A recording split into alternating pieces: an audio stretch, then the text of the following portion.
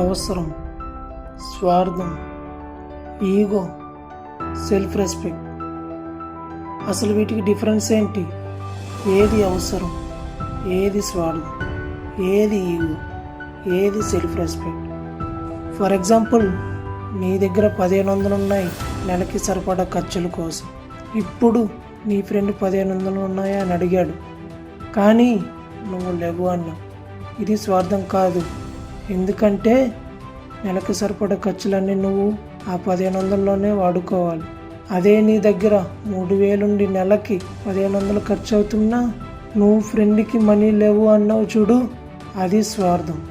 Self respect అంటే ప్రతిసారి నువ్వే అన్ని విషయాల్లో తగ్గుతున్నావు.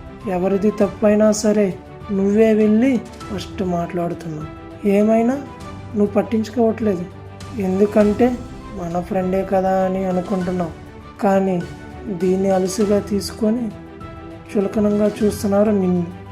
దీన్ని గమనించిన నువ్వు, ప్రతిసారి తగ్గి మాట్లాడే నువ్వు ఒక్కసారిగా ఏం మాట్లాడట్లేదు, ఎందుకంటే నీ వాల్యూ తగ్గిందని నువ్వు గమనించావు.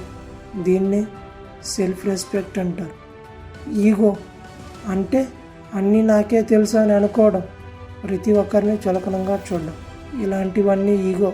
కానీ ఇక్కడ మీరు తెలుసుకోవాల్సింది అవసరంకి, స్వార్థంకి, ఈగోకి, సెల్ఫ్ రెస్పెక్ట్కి సిమిలర్ డిఫరెన్స్ ఉంటుంది. నువ్వు మాత్రం వీటి మధ్య తేడాను గుర్తించకపోతే చాలా కోల్పోతావు.